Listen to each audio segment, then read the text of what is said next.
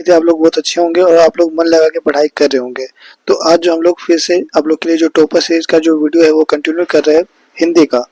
ये आप लोग का पार्ट 7 वीडियो है। इससे पहले पार्ट 1 टू पार्ट 6 जो है आप लोग का अपलोड हो चुका है, उसको आप लोग देख लेंगे। चलिए हम लोग पार्ट 7 को कंटिन्यू करते हैं। और ये सारे क्वेश्चन जो आप लोग कई बार एग्जाम में आए हुए सारे PYQ क्वेश्चन 32 तक देख लिया था। अब हम लोग 33 देखते हैं क्वेश्चन क्या है हमारा। संकलित पदों को ध्यान में रखते हुए सूरदास के भ्रमर गीत की मुख्य विशेषताएं लिखें। तो इसका उत्तर आप लोग लिखेंगे यहाँ पर। सूरदास ने अपने भ्रमर गीत में निर्गुण ब्रह्म का खंडन किया है। निर्गुण ब्रह्म मतलब ईश्वर भगवान का खंडन किया है। ठीक है, निर्गुण जो भगवान है उनका जो है खंडन यहाँ पे मतलब बताया गया उनके बारे में। सेकंड पॉइंट आप लोग यहाँ पे लिखेंगे कि जो भ्रमर गीत है उसमें गोपियों के कृष्ण के प्रति अनन्य प्रेम को दर्शाया गया है। ठीक है, थर्ड पॉइंट आप लोग यहाँ पे लिखेंगे भ्रमर गीत में उद्धव व गोपियों के माध्यम से ज्ञान को प्रेम के आगे नतमस्तक होते हुए बताया गया है। इनकी प्रेम ज्ञान से बड़ा प्रेम को यहाँ पे नतमस्तक मतलब झुक गया ये बताया गया है। और ज्ञान के स्थान पर प्रेम को सर्वोपरि कहा गया है ना। तो ज्ञान की जगह पे सबसे जो सर्वोपरि बोला गया वो प्रेम को बोला गया है यहाँ पे। इस जो उन्होंने गाना है उनके अनुसार उन्होंने ये बात बताया है गीत है जो। 4 नंबर यहाँ पे लिखेंगे भ्रमर गीत में गोपियों द्वारा व्यंग्यात्मक भाषा का प्रयोग किया गया। मतलब उन्होंने जो भी व्यंग्यात्मक जो भाषा बोले थे उन सभी का यहाँ पे प्रयोग करा गया है। नेक्स्ट आप लोग यहाँ पे लिखेंगे कि भ्रमर गीत में ब्रज भाषा की कोमल कांत पदावली का प्रयोग किया गया है और यह मधुर और सरस है। ठीक है, ऐसा आप लोग लिखेंगे। 6 पॉइंट आप लोग यहाँ पे लिख सकते हैं कि भ्रमर गीत में संगीतात्मक का गुण विद्यमान है। ठीक है, तो चूंकि ये तो संगीत है तो संगीतात्मक का गुण तो विद्यमान हो गई है यहाँ पे। इसके बाद ये इंपॉर्टेंट क्वेश्चन था, ये भी इंपॉर्टेंट क्वेश्चन है आप लोग का। फसल कविता के आधार पर फसल के आवश्यक तत्व कौन कौन से है। काफी इंपॉर्टेंट है, वेरी वेरी इंपॉर्टेंट है। तो इसका आंसर आप लोग समझेंगे यहाँ पे। प्रस्तुत कविता में कवि ने फसल उपजाने के लिए जो है मानव के परिश्रम का, पानी का, मिट्टी का और सूरज की किरणों का तथा हवा जैसे तत्वों की आवश्यकता होती है उन्होंने बताया। ठीक है, समझ में आ रहा है। इसके बाद नेक्स्ट क्वेश्चन आप लोग देख रहे हैं 35 नंबर कि भोलानाथ और उनके साथियों के खेल और खेलने की सामग्री आपके खेल और खेलने की सामग्री से किस प्रकार भिन्न। आपके खेल मतलब आप जो अभी खेलते हो और जो भोलेनाथ के जो साथिया है और जो भोलेनाथ खेलते थे उन दोनों का जो खेल का सामग्री, जैसे कि आप तो अभी मोबाइल से गेम वूम खेलते होंगे है ना। ठीक है, और उस समय के जो वो थे वो लोग क्या खेलते थे तो वो चीज आप लोग को बताना कि क्या भिन्न थे। तो आप लोग इसका आंसर तो खुद से भी दे सकते हैं, बट चलिए हमने जो है यहाँ पे जो आंसर लिखा है उसको आप लोग पढ़ते हैं। ठीक है, तो इसका उत्तर लिखेंगे यहाँ पे भोलानाथ व उनके साथी खेल के लिए आंगन व खेतों पर पड़ी चीजें को ही अपने खेल का आधार बनाते थे। इनकी जो भी आंगन में पड़ा हुआ है, मतलब आंगन मतलब जो जैसे कि मान के चलिए आपका घर है उसका आंगन जो होता है ना वहाँ पे जो भी चीज रखा हुआ है बस उसी को उठा लिया, उसी को खेल का सामग्री बना लिया। ठीक है, पेड़ की चीजें जो भी पेड़ पौधे की चीजें उसको खेल का सामग्री बना लिया, इसी से हम लोग खेलेंगे। उनके लिए मिट्टी के बर्तन हो गया, पत्थर हो गया, पेड़ों के पत्ते हो गया, गीली मिट्टी हो गई, घर के सामान मतलब जो घर का जो भी सामान होता है आदि वस्तुएं होती थी। ठीक है, ये सभी चीजें जो वो खेलने के लिए वो यूज करते थे जिससे वह खेलते हुए खुश होते हैं। ठीक है, परंतु आज हमारे खेलने का सामान इन वस्तुओं से भिन्न है। अभी हम लोग जो खेलते हैं क्या ये सब चीजें से हम लोग खेलेंगे, नहीं खेलते है ना, बिल्कुल भिन्न है। हमारे खेलने के लिए आज क्रिकेट का सामान है, विभिन्न तरह के वीडियो गेम हो गए, कंप्यूटर गेम हो गए आदि बहुत सी चीजें हैं जो इनकी तुलना में जो है बहुत ही क्या है अलग है। वो लोग जो खेलते हैं उससे बिल्कुल अलग है। भोलानाथ जैसे बच्चों की वस्तुएं सुलभता से वह बिना कोई मूल्य खर्च किए प्राप्त हो जाते थे, परंतु आज के बच्चों की खेल सामग्री मूल्य खर्च करने से ही प्राप्त होगी, बिना मूल्य खर्च करने वाली से हमें प्राप्त होने वाली नहीं है।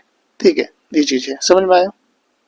नेक्स्ट देखिए 36 नंबर सरकारी तंत्र में जोश पंचम की नाक लगने को लेकर के जो चिंता या फिर यहाँ पर बदवासी दिखाई गई है, ठीक है, दिखाई देती है, वह उनकी किस मानसिकता को दर्शाया गया है। तो ये काफी इंपॉर्टेंट है, इसका आंसर आप लोग समझेंगे कैसे लिखेंगे हम लोग। सरकारी तंत्र में जॉर्ज पंचम के नाक लगाने को लेकर जो चिंता और बदहवासी दिखाई देती है, उससे उनकी गुलाम मानसिकता का बोध होता है। तो गुलाम मानसिकता मतलब कि वो गुलाम रहना चाहते हैं, ऐसा कुछ बोध होता है। इससे पता चलता है कि वे आजाद होकर भी क्या है, अंग्रेज के गुलाम ही है। अब अमान की चीजें, अब आप चाहते हो कि नहीं हम गुलाम रहे, तो एक दूसरे कहा जाए तो क्या है, अब आजाद होकर भी आप अंग्रेज की गुलामी तो है, ठीक है, अंग्रेज का काम आपको अच्छा लगता है, ठीक है। उन्हें अपने उस अतिथि की नाक बहुत मूल्यवान प्रतीत होती है, जिसने, ठीक है, भारत को गुलाम बनाया और अपना अपमानित किया। तो ये आपको अच्छा लगेगा, बताइए। उन्हें बहुत अच्छा लगता था, है ना। और वे नहीं चाहते थे कि जॉर्ज पंचम जैसा लोगों के कारनामों को उजागर करके अपनी नाराजगी प्रकट करें, ठीक है। वे उन्हें अब भी सम्मान देकर अपनी गुलामी पर मुहर लगाए रखना चाहते हैं। तो ये आपको आंसर लिखना है यहाँ पे।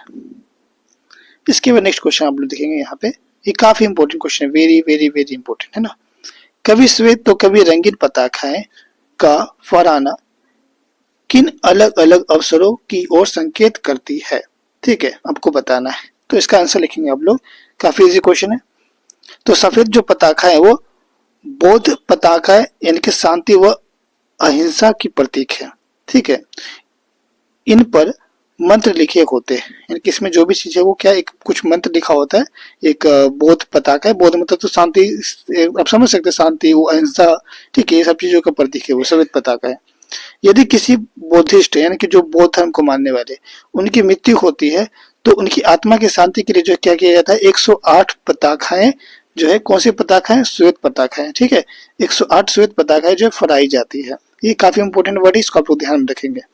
कई बार किसी नए कार्य के अवसर पर रंगीन पताके फहराई जाती है, इनकी कोई नया कार्य स्टार्ट कर रहे, शुभारंभ हो रहा है कोई कार्य का, तो वहां पे जो है आप देखते हैं कि रंगीन पताके फहराई जाती है। और किसी बौद्ध की मृत्यु होती है तो वहां पे श्वेत पताके वो भी 108 फहराई जाती है। इसलिए ये पताकाएं शौक व नए कार्य के शुभारंभ की ओर संकेत करती है। यानी कि आपने दो तरह के पताके देखे, एक जो है शौक प्रकट कर रही है और एक क्या करिए, नए कार्य के शुभारंभ की ओर संकेत करिए, ठीक है। तो आपने ये देखा, ठीक है।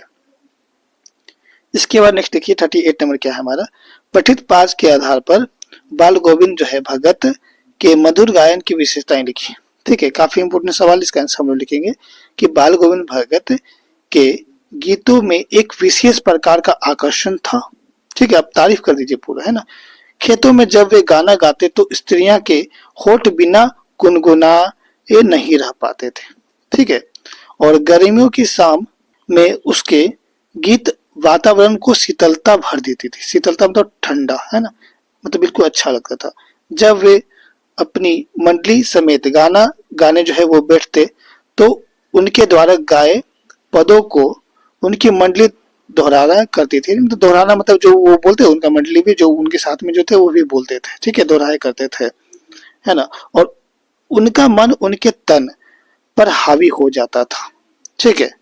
उनका जो मन है वो उनके तन पे हावी हो जाता था और मन के भाव जो है शरीर के माध्यम से प्रकट हो जाते थे और वे नाचने और झूमने लगते थे, ठीक है।